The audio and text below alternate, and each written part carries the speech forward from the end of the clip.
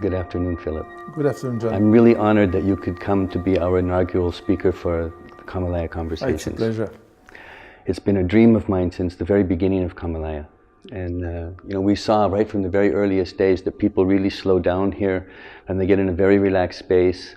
And it's a perfect place to actually talk about some of the things that are important to the world and to us as people. And you and I, we've spoken about that a few times over lunch. Yeah. And I'm really deeply honored that you agreed to be the first person. And so perhaps you would like to tell us a little bit about why you see business as a new model. Yeah, certainly. But perhaps before that, just elaborate a little why I think Kamalaya is a fantastic and the true place to start a conversation like this. First of all, because you have here built something quite unique, which allow people, minds, and nature to be in synchrony. And because of this unique combination of atmosphere, people, service, really people start to be relaxed and, more importantly, open to new ideas. And the second point we discussed also, because what I will explain in a minute is we need a new business model because nature is no longer unlimited and free. So that's why I thought your idea was matching with my belief. It was really our intention to create a place where people would find peace, and that we thought we could really help people understand how to take a pause and regain composure and be able to see the world with a little more clarity. Yeah. So the theme that I want to develop here is started from a very obvious analysis which has been presented by several teachers and academics, one of them being Will Stephan in Australia, about what they call the Great Acceleration, which is when you look at what we have done since after World War II, basically, everything has went exponential way. The population, the GDP, but also the use of resources, the need for energy, the use of water, and consequently the emission of CO2, the accumulation of waste. And all that we have done during 60 to 80 years in a way that is with no comparison with what we have been doing since centuries. So that's why we call that the big acceleration. Yeah. And this has led us to reach what we call the planet boundaries. Yeah, I think you said the other day at lunch, you were telling me that now in 1 year we're using 170% or so of the world's resources. Right. This is one of the way of measuring it, which is a group of people have calculated the way we are using the resource of the planet. And till 1970, we were using more or less 100%. It means that we were just living on the resources the planet was able to produce every year. Mm-hmm. But since 1970, we are now crossing the boundary. Yes. And now we are using around 170% of what the planet is able to produce every year. So it's like in business, you are just using 170% of the resource you are able to produce. And as a businessman, you know what happened to a business that is using 170% of what it can produce every year. I think my first economics lesson was you go broke by spending more than you earn. Exactly. So this is exactly what we are doing today with the planet. And then we reach this boundary and we are now seeing signal everywhere. The first one is the biodiversity that we are destroying at a rhythm that we have never seen before.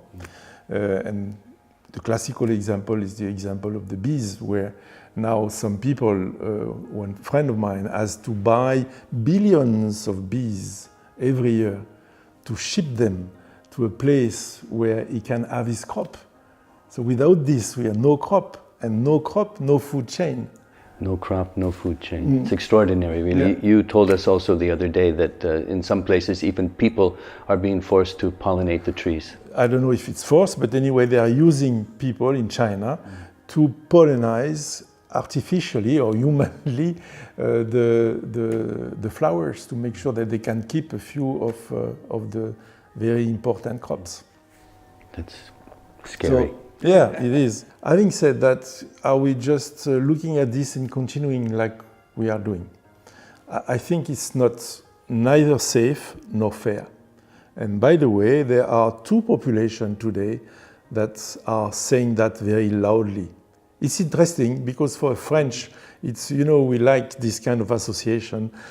First, the army all over the world stand up and say, hey, we are going in very dangerous water.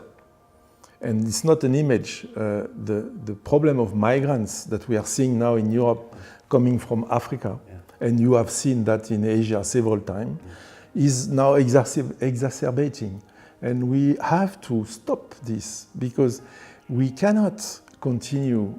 First, there is a physical limit to what you can absorb, but on the other hand, you cannot continue to have these people flying or trying to find any solution with boats, trying to cross seas because they cannot live. And we are very, very clever of explaining this is a political or religious problem. This is not. And the army said most of the origin of the problem we have is climate change.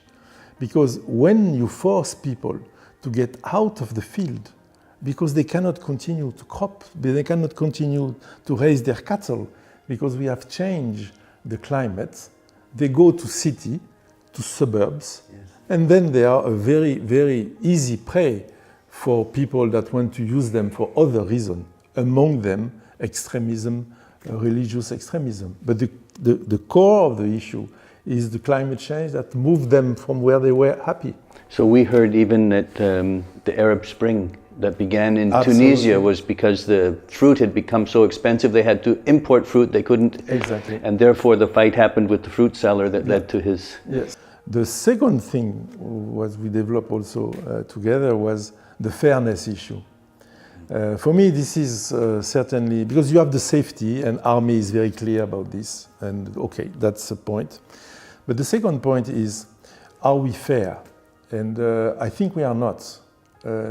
It's arrogance. It's arrogance of developed country to not to correct this. And I think the best example of what I've seen in this field is the Pope Francis, that wrote an encyclic, Laudato Si, which is about this, which is about fairness. He's not talking that much about religion. And by the way, this is generally accepted between any religion. We are not fair. We are not fair to the poor, that we are chasing out of their happy... We're blaming them for the bad condition that they're in. And now we are telling them, hey, you cannot develop the way we have developed. Okay, but please find a solution. And as importantly, we are not fair to the next generation. Because, and this will be an introduction to the next part of our conversation, this is not because we don't give price to carbon in the atmosphere that this is not a cost. The only difference is that as there is no price, it's free to us, but we are sending the bill to the next generation that will pay the bill anyway. That's right. The carbon is not priced, but as a cost. Well, that comes back to what you said about fairness, because then industry is able to use nature as a free resource when actually it's not free. Absolutely. Not in this world, not when we're using too much of it. Yeah, and then you are entering into exactly the second part, which is, okay, you can say, okay, that we are lost, so what are we going to do? Kill everybody that wants to move? What are we going to do? Obviously, I think the future will recognize that 2015 was the year where most of the people get conscious of it, aware and conscious, that we could not continue like this. So I think in 2015 there were two very important events. The Sustainable Development Goal that we have negotiated with the United Nations, which for the first time is decoupling growth from use of natural resource. So that's the first point. The second point was the negotiation about climate, where 196 countries decided that that's it, we have to stop. We have to maintain the temperature below 2 degrees. We said 1.5 degree. And more importantly, something that not a lot of people are looking at because it's painful to look at that. We have to go to zero net emission society, starting from as soon as possible after the second half of this century. So this is the two things that will change everything for business. And if I remember correctly, when you shared this in our last conversation, that business is totally on board with this. This is not only our political leaders, but this is also our business leaders who really understand this is essential. You're absolutely right. One of the for me, I have been in this meeting since Copenhagen, so a few years, and it was really always disappointing or even depressing in some case when you see the possibility of very clever people to make very stupid decisions and behavior, but okay. In Paris, for the first time, you had something very different.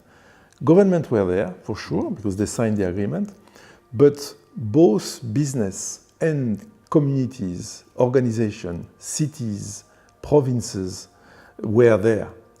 And for the first time, you cannot say that business was at the table of the negotiation, but we used to say we were not at the table, but we were under the tent. It means we were there. We influence what has been said. But on the other way, we took also responsibility. And we have committed to plenty of commitments towards new energy, use of water, use of resources, what they call science-based target, etc., etc. So you're absolutely right. This was the big change in Paris. Business will be the solution. We have taken the responsibility. We will be the solution because there is no other body organized that have the possibility to scale up the solution that we are seeing everywhere with fast enough because it's urgent and with the resources of research, development and innovation that business has. And by the way, business will not do that because we are altruistic, and I don't defend to become altruistic, I just defend to become clever, because this is just a good business. There is no other solution. Business will not be successful in a world in a shambles. So we have to work correctly. Yeah, well, business should be a medium of social change, a social exchange, and should be a service to the community. As it has always been, by the way. That's right. But we forgot, because if we come back to the origin of business, business was never been created to make profit for shareholders and only for shareholders and at any cost for the other stakeholders. This is not true.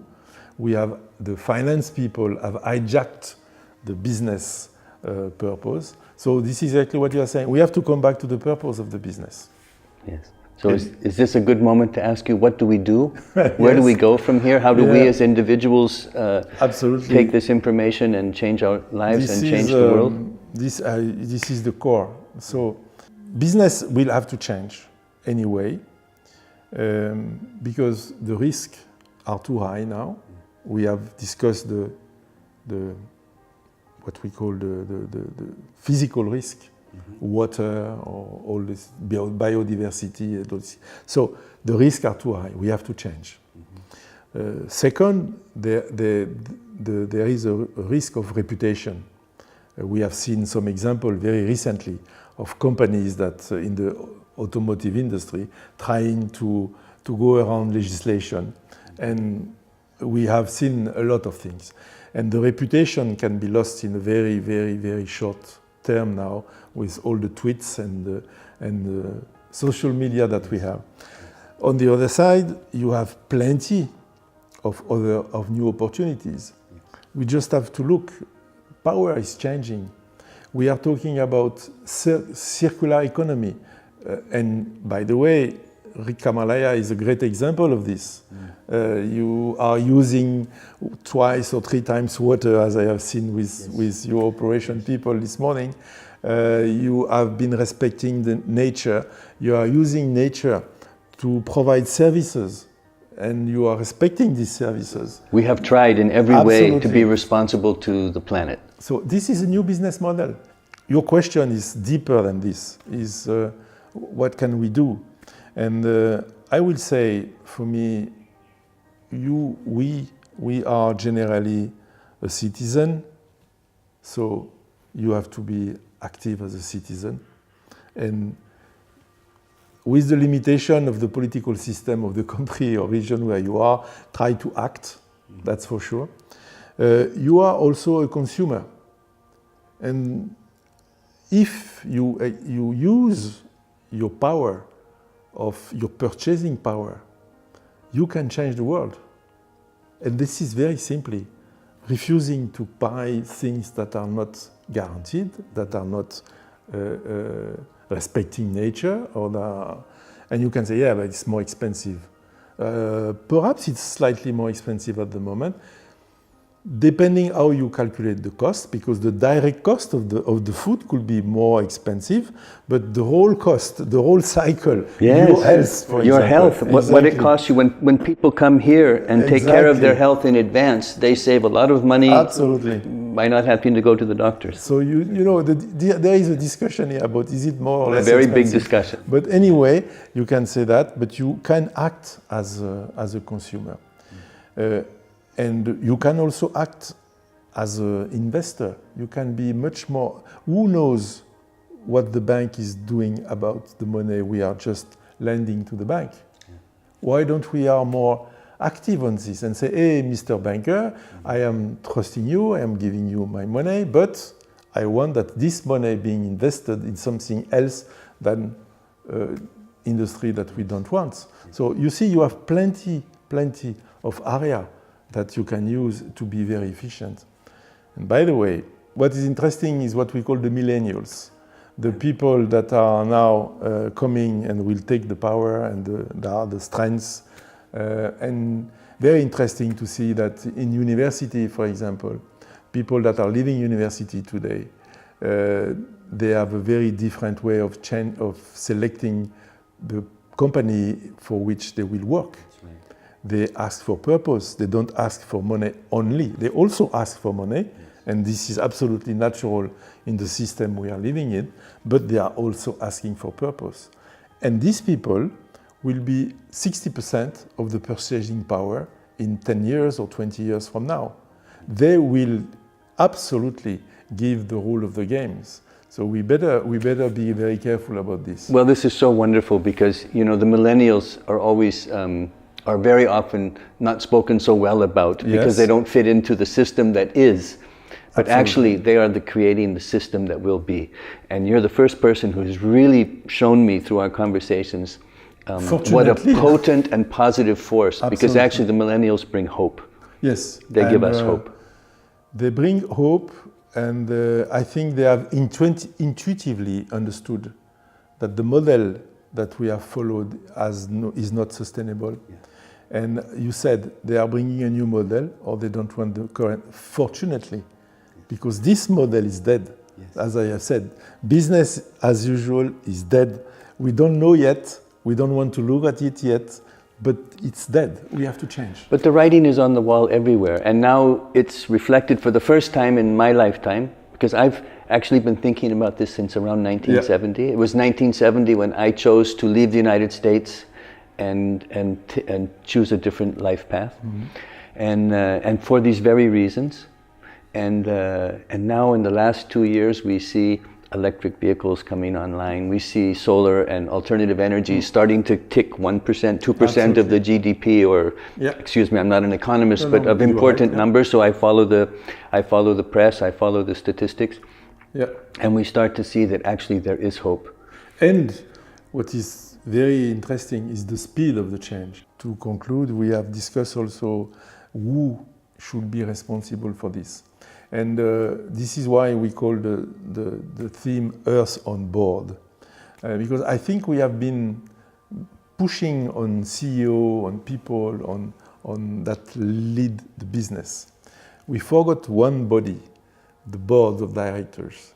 Because these gentlemen are responsible of the interest of the long-term interest of the companies. not the short-term interest of the shareholders. Again, we hijacked this function. And we have to come back to this. We have to tell to these people that have the power.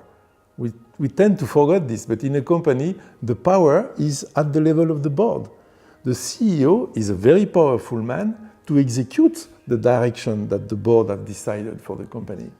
And this is my fight at the moment, is to make these people aware of their responsibility and to make sure that they understand all what we just discussed, all this change, etc. And they take that into consideration to change the life of the company and the direction of the business. So this is what we will be discussing during our first Kamalaya conversation. Philip, thank you so very, very, very much for being the first person to inaugurate Kamalaya Conversations. You've really brought something very important for all the world. I hope we can share it, and I really want to thank you deeply. Thank you. It was an honor and a pleasure. And as I said at the beginning, there is no better place than Kamalaya to start this kind of conversation. Thank you very much for all what you have done here with your team. It's great work. Thank you. It's very kind.